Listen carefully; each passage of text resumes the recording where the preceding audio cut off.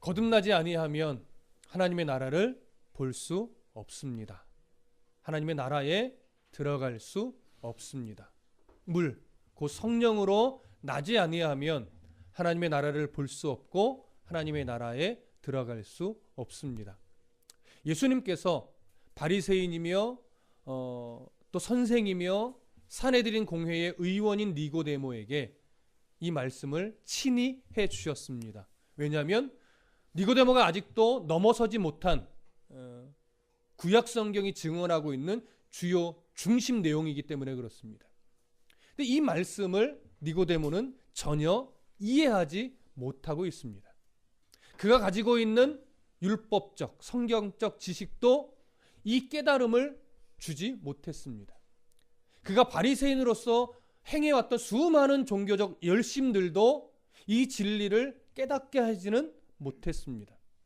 그가 산헤드린 공회의 의원으로서 가지고 있는 정치적 위치도 그에게 이러한 진리를 깨닫게 하지는 못했습니다.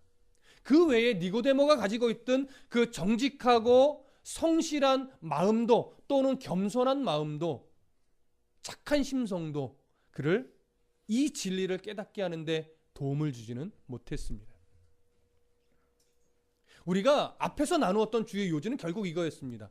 거듭난다라고 하는 것, 성령으로 거듭난다라고 하는 것, 근원부터 하늘에서부터 다시 태어난다라고 하는 것, 그것은 인간이 가지고 있는 그 어떤 조건이나 노력이나 요소로도 어떠한 영향을 미칠 수 없다라고 하는 것이었죠.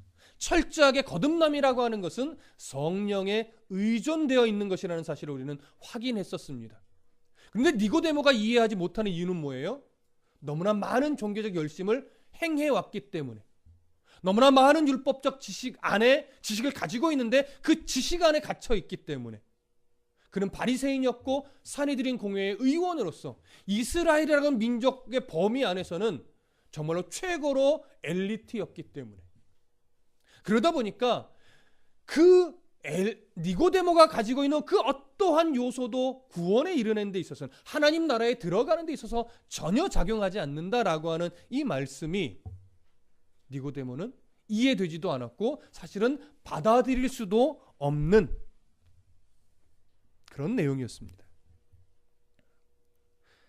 니고데모는 지금 이러한 예수의 말씀 안에서 가장 중요한 역할하는 성령의 역할, 이 역할에 대해서 사실은 체험한 적이 없기 때문에 그렇습니다. 예수님 말씀하시는 건 뭐냐면 바로 이러한 성령의 역사가, 그러나 무엇을 근거로 해요?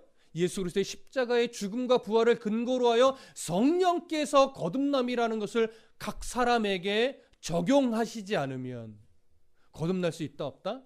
없다라고 하는 겁니다. 그리고 거듭난 백성들은 항상 성령의 인도하심에 민감하게 반응하며 살아나갈 때 정말 하나님 나라의 백성으로 살아갈 수 있다라고 하는 것이었죠. 그래서 우리는 그 성령의 은혜로 말미암아 거듭난 백성으로서 얼마나 성령의 인도하심을 민감하게 반응하며 또 깨달으며 살아가고 있는가, 이것을 우리는 이것에 둔해지지 않도록 우리는 날마다 말씀 가운데 깨어 있어야 한다는 사실을 끊임없이 우리는 배우고 있는 중입니다.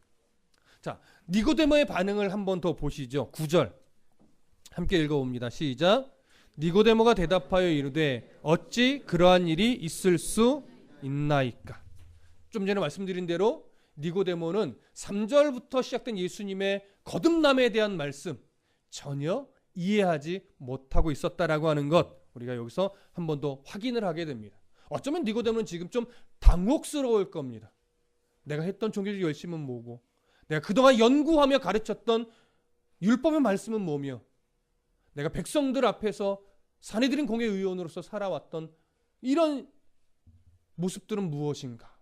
아마 당혹스러웠겠죠? 예수님이 그렇게 당혹스러워하고 있는 니고데모에게 이렇게 말씀합니다. 10절 함께 읽겠습니다. 시작.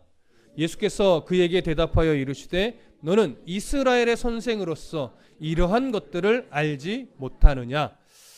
어쩌면 예수님은 니고데모에게 조금은 책망하는 듯 보입니다. 네가 이스라엘의 선생인데 이러한 진리를 아직까지도 깨닫고 있지 못하느냐? 조금 우리가 구체적으로 살펴볼 것이 뭐냐면 여기 이스라엘의 선생이라고 하는 표현을 헬라어 성경으로 보면요, 관사가 하나 붙어 있어요. 이스라엘의 그 선생으로서라는 의미예요. 이것이 물론 그냥 스쳐 지나갈 수 있지만 이스라엘의 그 선생이란 이 표현은 어떤 의미가 담겨 있냐면 그냥 보편적인 여기도 있고 저기도 있는 그냥 성경 교사를 말하는 것이 아니라 모든 이스라엘 백성이 알고 있는 그 선생. 여러분 어떤 의미가 담겨 있을까요? 보편적인 선생이 아닙니다. 선생은 선생이지만 가장 영향력 있는 선생이에요. 어떻게 보면 가장 유명한 선생이에요. 어떻게 보면 성경을 가르치는 자로서 이스라엘 백성들에게 가장 큰 영향을 끼쳤던 그런 선생일 겁니다. 그래서 누구나 다 알고 있다라고 하는 측면을 가지고 이스라엘의 그 선생이라는 표현을 쓰고 있는 겁니다. 그러니까 그냥 누구나 그냥 랍비, 보편적인 랍비라는 의미가 아닌 것 우리가 이해하시겠죠? 그런 선생이었습니다. 네, 그런 성경을 그만큼 연구했고 그만큼 많은 사람을 가르치며 네가 그 많은 영향력을 끼쳐온 그러한 이스라엘의 선생으로서 아직까지도 너는 이 진리를 모르느냐? 아직까지도 거듭남의 의미를 모르느냐? 에스겔서만 네가 제대로 알았어도 그 에스겔서의 말씀을 내가 행했던 표적과 조금만 더 비교해 볼 수 있어서도 아마 알 수도 있을 것이다 라고 하는 뉘앙스가 담겨는 있겠죠. 그러나 여기에는 이런 의미가 더 큽니다. 자, 제가 니고데모에 대해서 벌써 이미 3주 전에 한번 니고데모가 어떤 인물인가, 그리고 니고데모와 예수님의 대화 속에서 니고데모가 정말 깨닫지 못했던 건 무엇이며 그 한계를 넘게 하기 위해서 예수님이 뭘 가르쳤는가, 이게 바로 한 2주 정도 가르쳤던 이야기예요. 그렇죠? 여러분 니고데모 생각해 보십시오. 좀 전에도 다 부연 설명이 됐지만 첫 번째 바리새인이에요. 바리새인이라는 건 어떤 의미예요? 경건주의자이고 그가 율법을 바르게 지키기 위해서 위선으로 일단은 바라보지 마십시오. 그건 지금 아직은 니고데모에게는 덜 해당될 겁니다. 누구보다도 종교적 그 바른 열심을 내려고 무지하게 전 인생을 걸쳐서 노력했던 인물이라는 의미예요. 그리고 성경 교사로서 이만큼 성경에 대해서 해박한 지식을 갖고 있는 자가 드물며 그 지식을 통해 많은 백성들에게 하나님의 말씀을 가르쳤던 인물도 드물다는 얘기입니다. 그리고 그뿐만이 아니라 그는 정치적으로도 사내들인 공회 의원으로서 모든 이스라엘 백성들의 지도자 위치에 있던 인물입니다. 그런데 보세요. 이러한 니고데모도 하나님의 이 거듭남의 진리를 깨닫지 못했다면 하물며 다른 이스라엘 백성은 어떨까요? 무슨 말씀 이해되십니까? 그래서 니고데모에게 지금 하는 책망은 뭐냐면 이스라엘 전 백성들 어떻게 보면 대표해서 하나의 모델로서 니고데모도 넘어서지 못한 것이 바로 거듭남의 진리라는 거예요. 사람으로서 온전하게 깨달을 수 있다 없다? 없다. 그걸 알려주는 거니까 단순하게 너 왜 이렇게 몰라? 이런 책망을 위한 책망이 아니라 그도 넘어서지 못한 이유가 뭐예요? 성령 아니고서는 그 어떤 열심도 그 어떤 지식도 그 어떤 정치적 지위도 그에게 거듭나게 할 수 없고 거듭남의 진리를 깨우치게 할 수 없다라고 하는 것 알려주는 겁니다. 그래서 이제 이 얘기는 니고데모뿐만 아니라 모든 백성들이 누구를 통해서 거듭나야만 한다는 거예요. 성경적 지식으로, 율법적 열심으로, 어떤 명예가 올라가면서 아니라는 거죠. 성령의 도우심으로만 거듭남의 이 진리를 깨달을 수 있고 거듭날 수 있다라고 하는 것을 니고데모를 샘플로 해서 지금 가르치고 있는 겁니다. 그래서 보십시오. 보편적으로요, 무엇인가를 잘못해서 책망할 때 그냥 책망으로 끝나는 것은 거의 없습니다. 너 이거 잘못했잖아. 그러니까 이렇게 고쳐 라든가 이렇게 행해 라든가 이걸 배워 라든가, 그렇죠? 무엇인가 요구되는 사항이 항상 따라오게 마련이란 말이에요.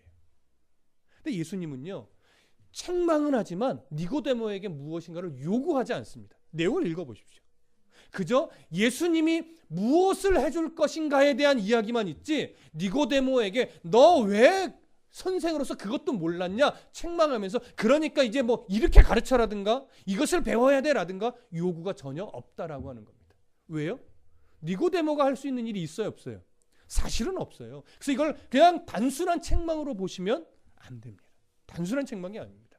네가 가지고 있는 어떤 요소로도 거듭날 수 없다라고 하는 것 네가 좀 깨달으라 이거예요. 하나님 나라에 들어갈 수 있는 요소가 너에게는 하나도 없다라고 하는 것을 깨달으라고 하는 거죠. 그러니까 모든 이스라엘 백성들에게 똑같이 적용이 되는 겁니다.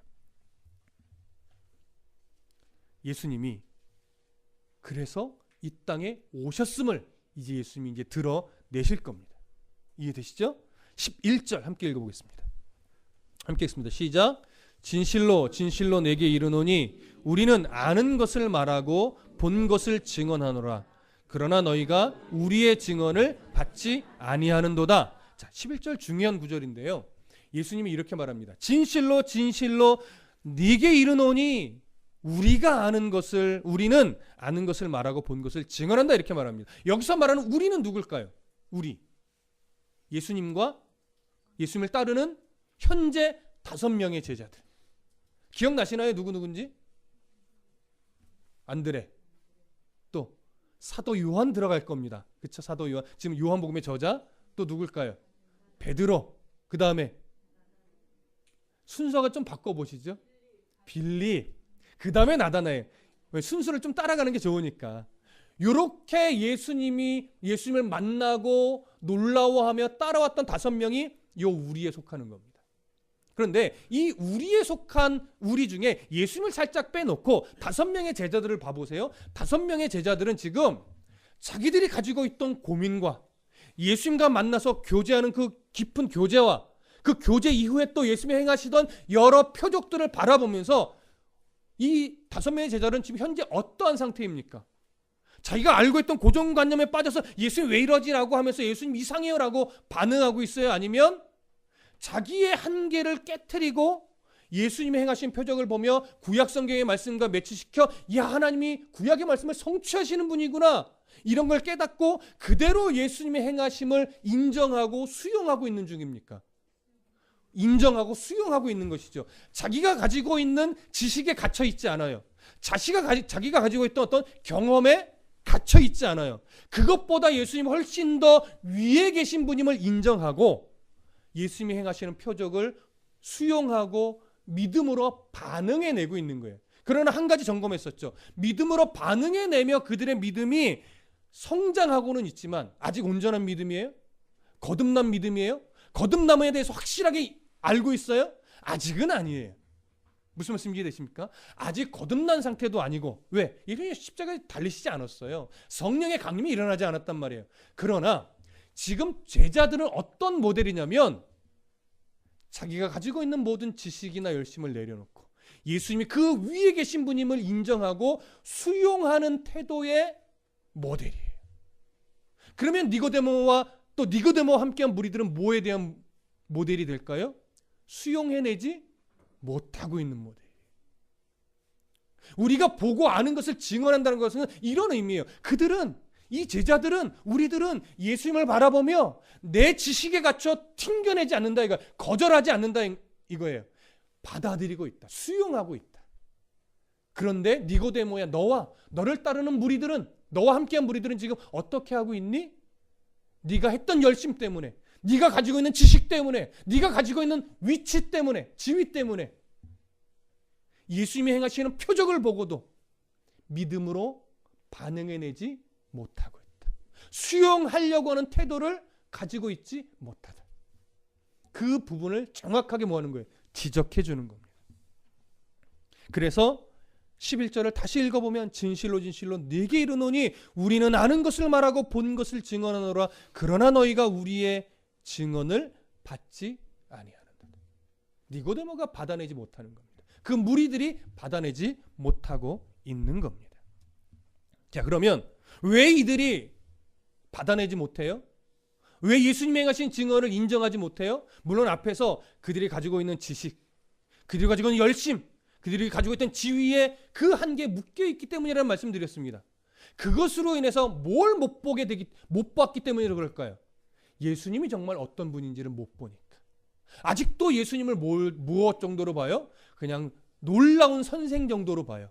하나님의 뜻에 의해 뭔가를 행하는 놀라운 선생 정도의 수준으로 보지, 나다나엘처럼 정말 당신은 하나님의 아들입니다, 이스라엘의 임금입니다, 아직도 온전한 이해는 아니지만 그렇게 바라보지 못하는 거예요. 그러니까 믿음으로 예수님의 말씀을 수용하지 못하는 거죠. 그래서 예수님이 이제 이들에게 뭘 드러내실 거냐면 자신이 누구인지를 이제 드러내실 겁니다. 그래야 예수님을 인정하고 우리의 지식보다 훨씬 더 위에 계신 분임을 알고, 그러니까 이제 내가 갖고 있는 지식이 아무것도 아니구나, 이제는 예수님 말씀을 그대로 내가 믿고 수용해야 되는 것밖에 할 수 있는 게 없구나, 이걸 깨닫게 되는 거죠. 자, 다음 내용 보십시오. 12절입니다. 함께 읽겠습니다. 시작. 내가 땅의 일을 말하여도 너희가 믿지 아니하거든 하물며 하늘의 일을 말하면 어떻게 믿겠느냐. 예수님이 자신이 누구인지 드러내기 위해서 먼저 전제를 두고 하시는 말씀입니다. 자, 땅의 일, 하늘의 일, 뭘까요? 땅의 일은 그냥 세속적 일일까요? 하늘의 일은 거룩한 일을 말하는 걸까요? 선임께는 그럴 수 있지만 여기서 말한 땅의 일과 하늘의 일은 세속적인 일과 거룩한 일을 말하는 것이 아닙니다. 여기서 말하는 땅의 일은 예수님이 지금까지 가르쳤던 거듭남의 일을 말하는 겁니다. 직접적으로도 설명했고 바람으로도 비유해서 설명했던 그 거듭남의 일이 땅의 일이에요. 왜 땅의 일이냐면 땅에서 거듭나는 일이 없으면 뭘 볼 수 없어요? 하나님의 나라를 볼 수 없어요. 하나님의 나라를 들어갈 수 없어요. 하나님께서 친히 우리를 위해서 작정하고 계획하셨던 구속의 이 일들을 깨달아 알 수 없어요. 그래서 하늘의 일이라는 건 뭐냐면 하나님께서 작정하시고 계획하신 구속의 일이 하늘의 일입니다. 물론 더 넓게 보면 하나님의 나라에 속한 여러 일들까지도 포함이 되겠지만 여기서 그렇게까지 넓혀서 볼 필요는 없습니다. 땅의 일은 거듭남의 이 비밀이 땅의 일이고, 하늘의 일은 그 모든 거듭남을 통해서 우리를 구원하기 위해서 어떻게 우리를 구원할 것인가를 작정하셨던 하나님의 계획, 이것이 하늘의 일입니다. 그러니까 보십시오. 땅의 일, 거듭남의 일을 내가 너희들한테 그렇게 여러 시선으로 설명했음에도 불구하고 너희가 거듭남이 무엇인지를 깨닫지 못하는데, 내가 하나님 아버지의 계획을, 하나님 나라의 일을 말한들 너희들이 깨달아 알 수 있겠느냐 이거죠. 그러니까 뭘 먼저 알아야 된다는 얘기예요? 거듭남의 비밀을 먼저 알아야 된다는 이야기예요. 근데 거듭남을 알기 위해서는 먼저 뭘 알아야 돼요? 하나님이 어떤 분인지를 알아야죠. 예수님이 어떤 분인지 알아야죠. 그래서 13절이 필요한 겁니다. 자, 13절 함께 읽어보겠습니다. 시작. 하늘에서 내려온 자 곧 인자 외에는 하늘에 올라간 자가 없느니라. 이러면 스스로 속으로 대답해 보십시오. 하늘에서 내려온 자, 뭘 말하는 걸까요? 하늘에 올라간 자, 뭘 말하는 걸까요? 아마 이렇게 여겨지실 겁니다. 하늘에서 내려온 자는 성육신하신 예수 그리스도, 하늘에 올라간 자는 승천하신 예수 그리스도, 그렇게 여겨집니다. 그런데 지금 예수님은 승천하셨습니까? 근데 성경은 뭐라고 말해요? 하늘에 올라간 자가 없다라고 얘기하죠. 아직 하늘에 올라가시지 않았어요. 그렇죠? 이건 그런 의미가 아닙니다. 물론 하늘에서 내려온 자는 성육신하신 예수 그리스도가 맞을 겁니다. 근데 뒤에 이어지는 하늘에 올라간 자라고 하는 것은 헬라 성경으로 보면 완료형으로 돼 있어요. 그러니까 이미 하늘에 계속 계셨던 자를 말하는 거예요. 올라간 자를 말하는 것이 아니고. 그러니까 이것은 다시 설명하면 이런 겁니다. 하늘에서 계속 계시다가 내려온 자는 인자 외에 없다 이거예요. 당시 인자는 하나님의 아들이란 이해로 여겨지던 때예요. 인자란 표현 자체가. 그러니까 뭐예요? 하늘에 늘 계시다가 하나님의 어떤 뜻이 있어서 이 땅에 내려온 자 외에는, 그런 하나님의 아들 외에는 땅의 일과 하늘의 일을 말할 수 있는 자가 있다 없다? 없다 이거예요. 근데 예수님은 지금 뭐라고 말씀했어요? 내가 땅의 일을 말하여도 니들이 알아먹지 못하는데 내가 하늘의 일을 말하면 니들이 알아먹겠느냐? 이렇게 얘기했죠, 앞에서. 그러면서 하늘에 있던 자 외에는 땅의 일과 하늘의 일을 말할 수 있는 자가 없다라고 하는 이야기를 사실은 13절에서 하는 것이라면 예수님은 누구란 얘기예요? 하늘에 늘 계시던 인자란 얘기죠. 하나님의 아들로서 이 땅에 온 자란 얘기죠. 그렇게 예수님은 자신을 뭐예요? 드러내셨어요.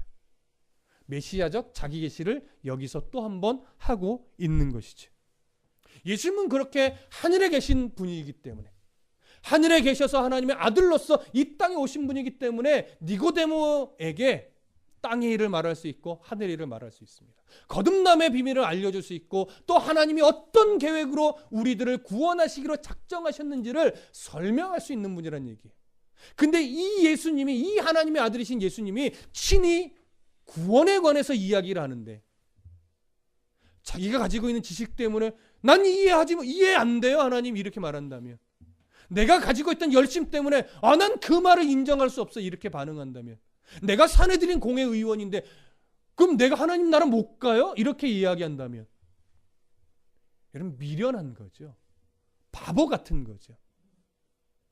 여러분 땅에서 얼마만큼 종교적으로 열심을 냈느냐가 뭐가 중요하겠습니까? 하나님 앞에서. 이 땅에서 내가 성경을 얼마나 많이 연구하고 공부해서 머릿속에 그 지식이 가득 찬 것이 여러분 하나님 나라에 구원받는 것과 사실은 예수님 앞에서, 구원에 이르게 하는 예수님 앞에서 무슨 의미가 있겠습니까? 여러분 성경 모르면 구원 못 받습니까? 예배 빠지면, 주일 성수 안 하면 구원 못 받습니까? 세상에서 어느 정도 사회적 지위가 없고 그냥 속된 표현으로 그냥 밑바닥 인생을 살면 구원 못 받습니까? 구원은 그거랑 상관이 없는 거란 말이에요. 근데 유대인들은 그렇게 여겼습니까? 기본적으로 유대인들은요, 유대인이라는 신분이 구원에 이른다라고 생각했죠. 거기다가 더 고급한 구원은 뭐예요? 율법적 노력, 율법적 지식, 이런 것들이 더 큰 영향을 미쳐서 하늘의 상급을 쌓고 더 하나님 나라에서 한 자리씩 차지하는 영향을 미친다, 이렇게 여겼었지. 예수님 뭐라고 말합니까? 네가 가지고 있는 열심, 네가 가지고 있던 지식, 네가 가지고 있던 지위 의미 없다 이거죠. 한마디로 말하면 그것 좀 버리라 이거. 내 앞에서 그걸로 좀 들이밀지 말라 이거예요. 내 앞에서. 구원을 위해, 너희들의 구원을 위해 하늘에 계신, 그 하늘에 계셨던 하나님이신 예수님, 하나님의 아들이신 예수가 이 땅에 와서 너희들에게 구원의 메시지를 가르치는데 너희는 아직까지도 가지고 있던 열심과 지식과 지위를 가지고 자꾸 들이밀려고 하니 야 우습다 야. 그것 좀 버리고 그저 내 앞에 그저 아무것도 아닌 자로 좀 와라. 네 능력으로 구원받는 게 아니라 내가 십자가에 달려 죽고 내 성령께서 너희들에게, 바람이 어디서 부는지 알지 못하듯이 성령이 너희를 살려낼 때 비로소 너희가 거듭나는 거야. 왜 아직도 이 진리를 깨닫지 못하니? 에스겔서에 봐도 이미 새 마음을 내가 너희에게 주겠다고 말해놨는데 너희들은 자의적으로 그걸 이해해서 하고 있으니 내가 와서 말을 해도 알아먹지를 못하는구나. 이 얘기를 하고 있는 거예요. 여러분, 오늘날 신앙이 왜곡되지 않으려면요, 어떤 이해가 필요하신지 아십니까? 나는 아무것도 아니구나. 내가 열심히 예배하며 교회를 섬기며 살아왔지만 하나님 나라에서 그건 아무것도 아니구나. 그러니까 뭐가 사라져야 돼요? 교회 안에 딱 들어오면, 교회 안에서 교회 생활을 열심히 한 사들은 이제 교회 안에만 들어오면 뭐가 생기냐면 뭔가 기득권이라는 게 내 안에 쫙 스며서 어깨가 이렇게 펴집니다. 교회 밖에 나가면 조금 움츠려드는 사람이 있을 수 있어요. 물론 교회 밖에서도 어깨 피고 교회 안에서도 어깨 피는 사람이 있지만 때로는 교회 밖에서는 좀 움츠려들고 교회 안만 들어오면 어깨가 이렇게 펴지는 사람들이 있어요. 때로는 목회자들도 비슷해요. 근데 예수님 말씀하시는 겁니다. 그런 것들 다 소용없다 이거예요. 그런 것들. 그저 하나님 앞에서는 무엇처럼 되라? 기억하셔요? 어린아이처럼 되라. 순수함이 아니에요. 뭐죠? 전적 의존을 말하는, 전적 의존. 하나님 없으면 안 되는 자입니다. 내가 열심히 살아왔고 예배 안 빠졌고 봉사 열심히 했지만 그것이 아니라 나는 그저 성령 아버지 되신 하나님 앞에 아이처럼 그저 의지하여 살아갈 수밖에 없는 연약한 자입니다. 이 고백이 있어야 된다는 거죠. 니고데모에게 그걸 요구하는 거예요. 하나님 앞에서 뭐 드러내지 좀 말라. 자, 이게 왜 중요하냐? 이게 왜 중요하냐를 예수님이 또 친절하게 설명합니다. 그런데요, 그냥 보면 너무나 생뚱맞은 이야기 나와요. 14절 한번 읽어볼까요? 함께 읽습니다. 시작. 모세가 광야에서 뱀을 든 것 같이 인자도 들려야 하리니. 여러분 생각해 보십시오. 거듭남에 대해서 막 이야기를 해요. 땅의 일, 하늘의 일을 막 이야기해요. 근데 갑자기 생뚱맞게 무슨 얘기를 해요?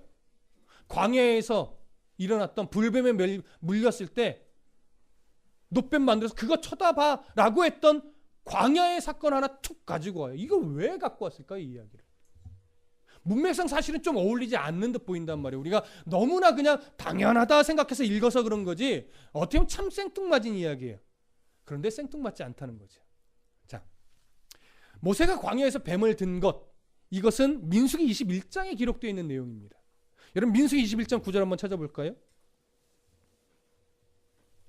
민수기 21장 9절. 자, 함께 읽어보겠습니다. 다 아시겠지만 민수기 21장 9절 시작.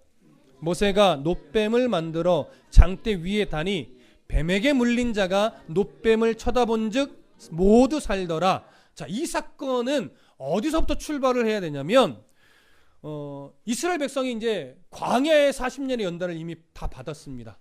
뭐 출애굽 1세대는 이제 거의 죽었겠죠. 이제 출애굽 2세대를 기점으로 하여 드디어 어디로 출발했냐면 가나안 땅에 들어가기 위해서 출발한 겁니다. 출발을 해서 쭉 가기 시작했는데 신광야에 딱 도착했는데 물이 없어요. 목말라 죽을 것 같은 거죠. 여러분 단순한 갈증이 아닙니다. 진짜 생명의 위기를 느끼는 상황이에요.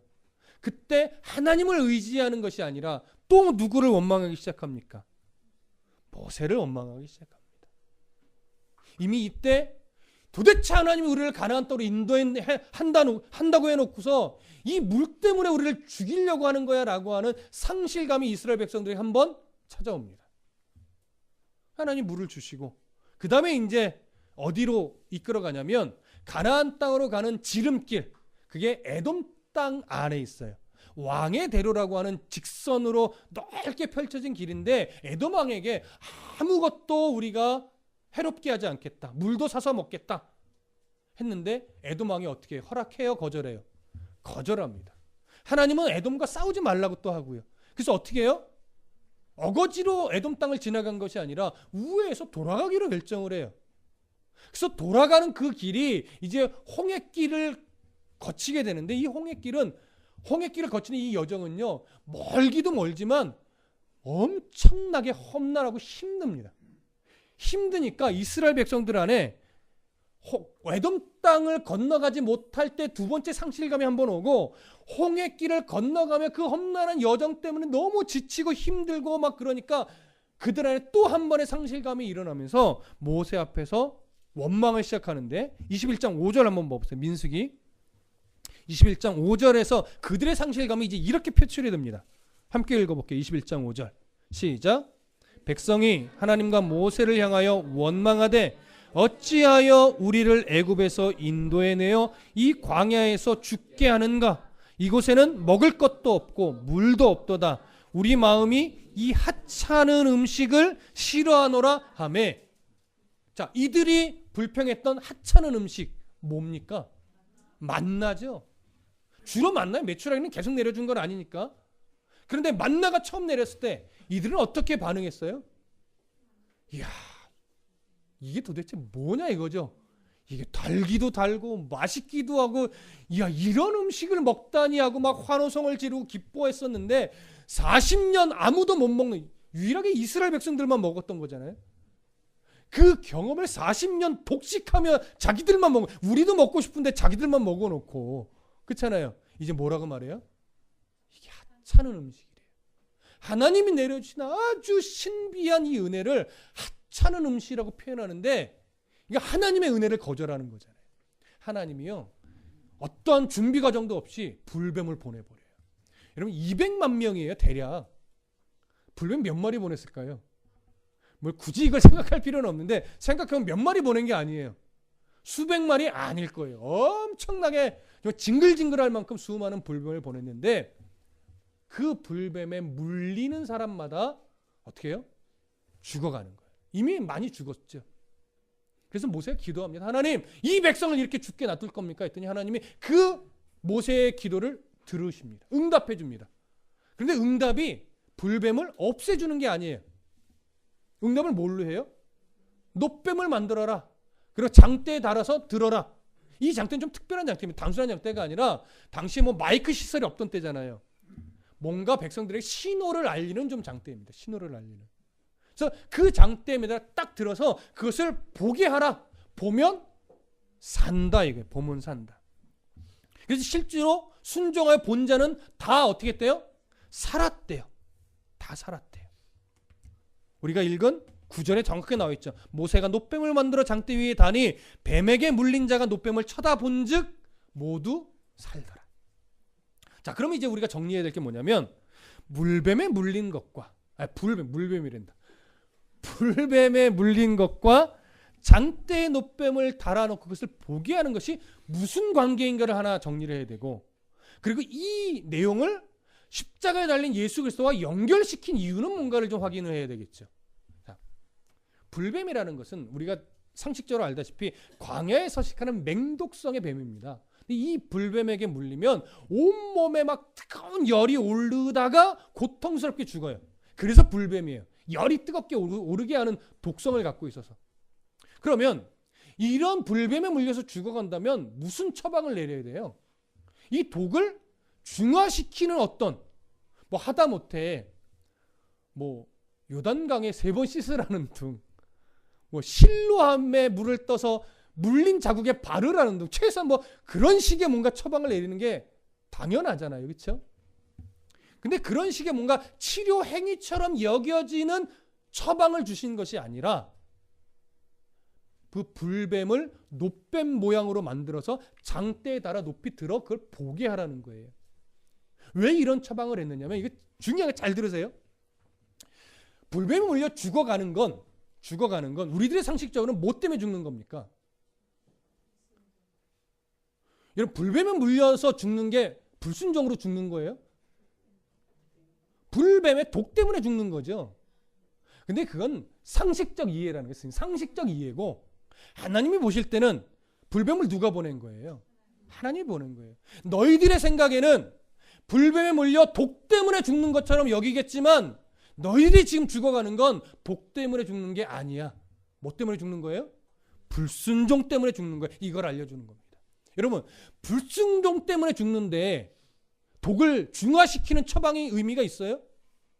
그럼 불순종 때문에 죽어가는 건 무엇으로 많이 살 수 있어요? 순종만이 살 수 있는 거예요. 순종.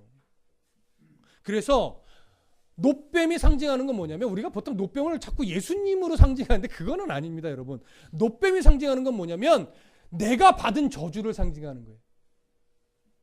네가 받은 저주를 보라 이거예요. 네 힘으로 이 저주에서 벗어날 수 있다 없다? 없다. 이건 독을 해독하는 처방으로 해결될 수 있는 문제가 아니고, 이건 불순종이기 때문에 네가 받은 저주의 결과가 봐라 이거. 네 저주를.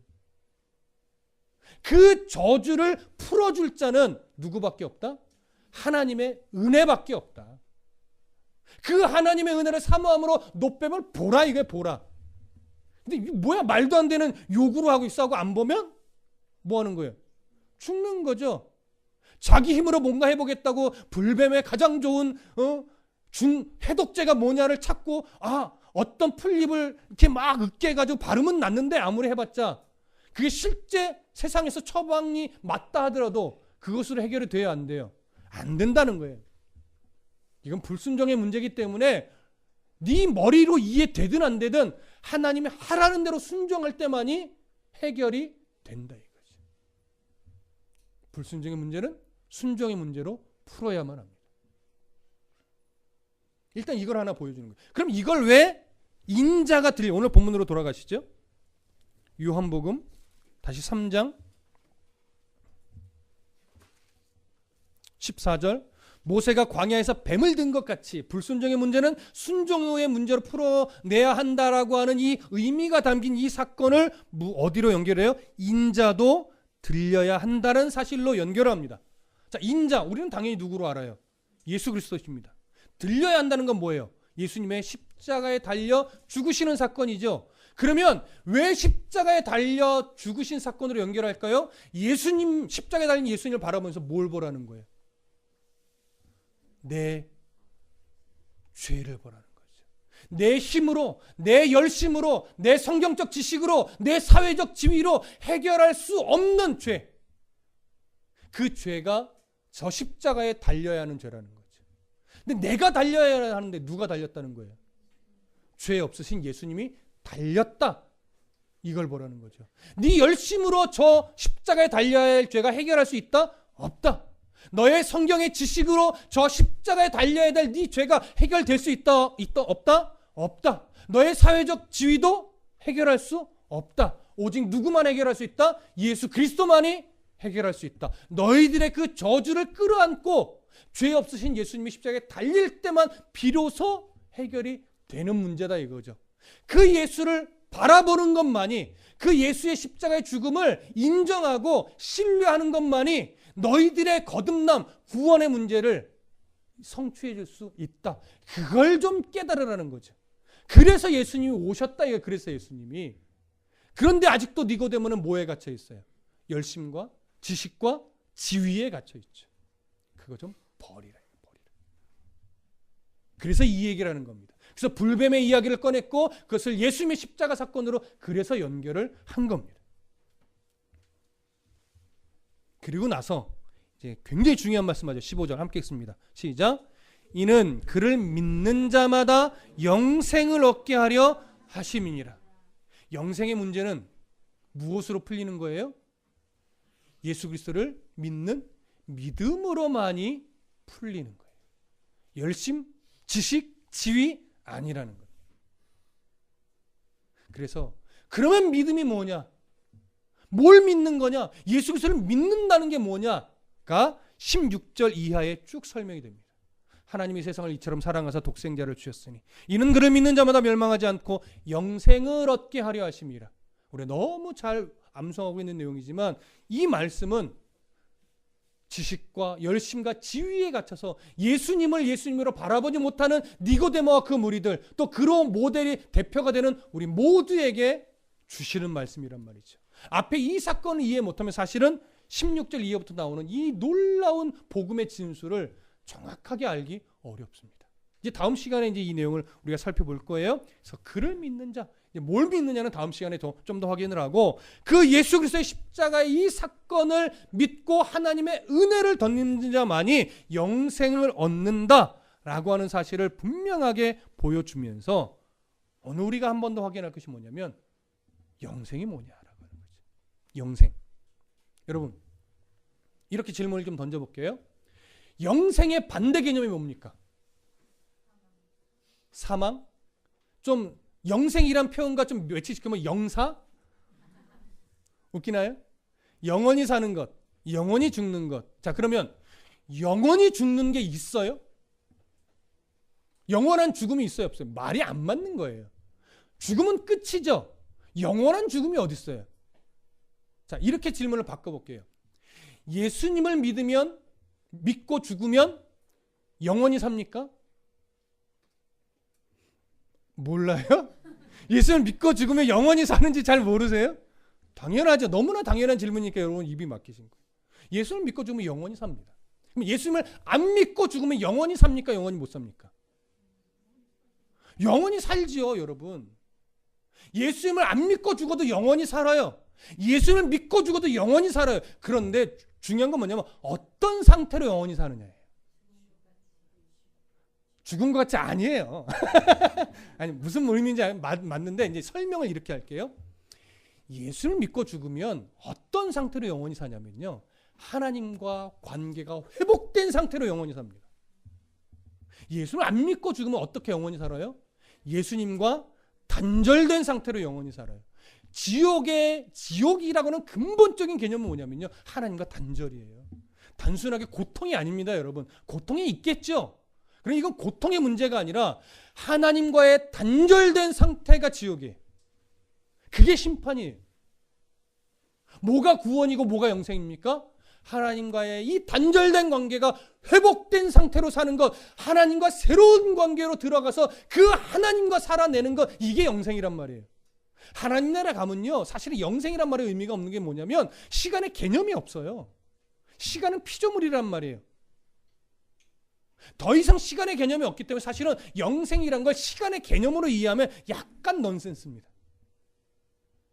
하루가 1000년 같고 1000년이 하루 같고 몇 날을 지낸 이 의미가 없어지는 거예요. 1년이 지난 올해도 내가 한 살을 더 먹었네. 제 입장에서는 이제 죄송합니다. 50을 바라보네. 이게 하나님 나라에서 의미가 있어요, 없어요? 내가 언제 태어났는지 알아? 의미 있어요, 없어요? 제가 천국 가면요, 안윤숙 집사님과 어쩌면 친구할지도 몰라요. 무슨 말씀 이해되십니까? 나이, 연수, 몇 년, 올해가 몇 년도야 의미가 없어지는 거예요. 그러니까 영생을 시간의 개념으로 보는 것이 아니라 뭘로 보는 거예요? 하나님과 회복된 관계로 살아가는 것. 하나님과 새로운 관계로 들어가서 이제 정말 하나님의 자녀로 사는 삶. 그게 영생이에요. 영원한 죽음이 뭐예요? 하나님과 부모의 관계를 맺지 못하고 단절되어 살아가는 것.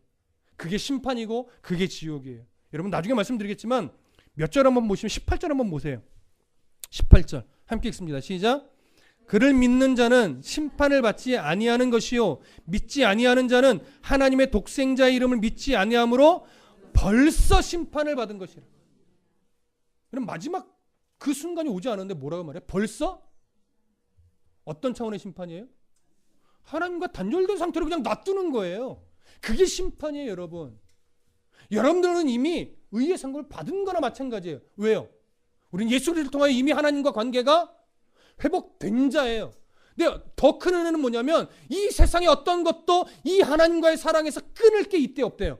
없대요. 그러니까 우리는 불안한 인생이 아니란 말이에요. 요한계시록의 초점이 뭐예요? 이미 하나님과 관계가 회복된 자는 예수님이 다시 와서 심판할 날을 두려워해라 두려워하지 말아라. 걱정할 게 없다. 왜? 이 관계를 끊어낼 자 없으니까. 사탄이 아무리 죄송합니다. 지랄 발광을 떨어도 하나님의 사랑에서 우리는 끊어지지 않으니 종말이건 뭐건 신경 쓰지 말고 그냥 오늘 주님의 자녀로 살듯이 내일도 그냥 그렇게 살아라. 진짜 걱정이 될 자는 누구다? 하나님과 관계를 맺지 못한 자들이 진짜 걱정이 될 거다. 그게 종말이다. 우리는 종말이 두렵지 않다. 이게 계시록의 초점이란 말이죠. 우리가 누리는 복이 바로 이겁니다. 우리가 이미 받은 복이 이겁니다.